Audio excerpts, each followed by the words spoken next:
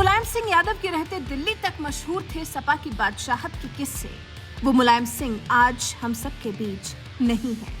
उम्र के इस पड़ाव पर अपनी बीमारी से लड़ते लड़ते वो तो चले गए, लेकिन बेटे अखिलेश को अकेला छोड़ गए हैं और साथ ही छोड़ गए हैं अपनी सीट। मैनपुरी सीट पर सपा की बादशाहत कायम रखने की जिम्मेदारी। जी, मुलायम सिंह यादव की मैनपुरी सीट, जिस पर दशकों से सपा का राज कायम था, मुलायम सिंह का राज कायम था, आज उस सीट को बचाने का जिम्मा अखिलेश के कंधों पर है। तो वहीं यूपी की सियासी पार्टियों का भी मोह इस सीट से कम नहीं है।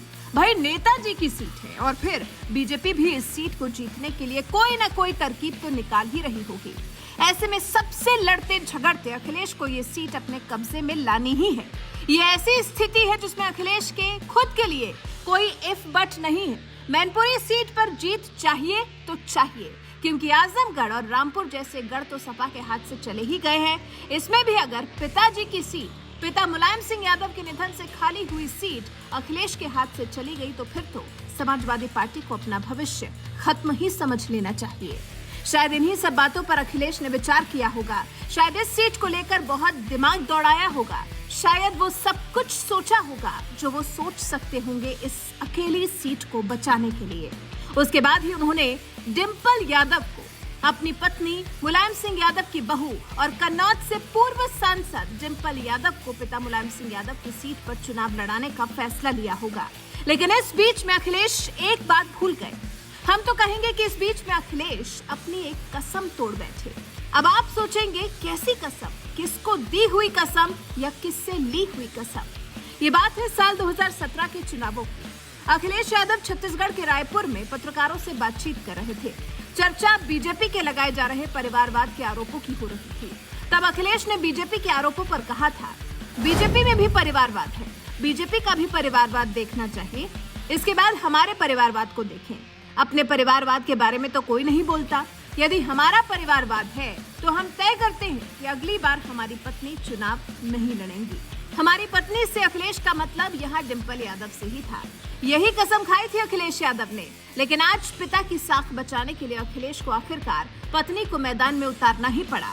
पत्नी के चुनाव लड़ने नहीं लड़ने को लेकर अखिलेश ने आवेश में आकर फैसला तो ले लिया था, कसम तो खा ली थी, लेकिन अब उस कसम को तोड़ना पड़ा है। पिता की मैनपुरी सीट पर डिंपल यादव को उतारना पड़ा है।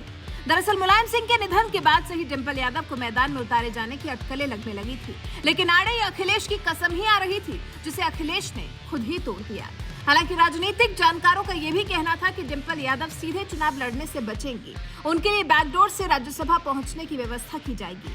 धर्मेंद्र यादव क्योंकि अभी हाल ही में आजमगढ़ उपचुनाव हारे थे, तो उनको इतनी जल्दी दूसरे उपचुनाव में उतारे जाने की संभावना काफी कम थी। इसके अलावा धर्मेंद्र यादव अपनी बदायूं सीट छोड़ना भी नहीं चाहते थे, वहां उन्होंने बहुत समय दिया है। तो इसके बाद जो दो नाम बचे थे वो था तेज प्रताप यादव और शिवपाल सिंह यादव का नाम। शिवपाल यादव से अखिलेश की बनती नहीं और तेज प्रताप यादव पर हालांकि सबकी राय बन रही थी, लेकिन ये सीट ऐसी है कि अखिलेश किसी तरह का कोई रिस्क नहीं ले सकते थे। इसीलिए अपनी सबसे विश्वसनीय डिंपल यादव को ही उन्होंने ये जिम्मेदारी दी है।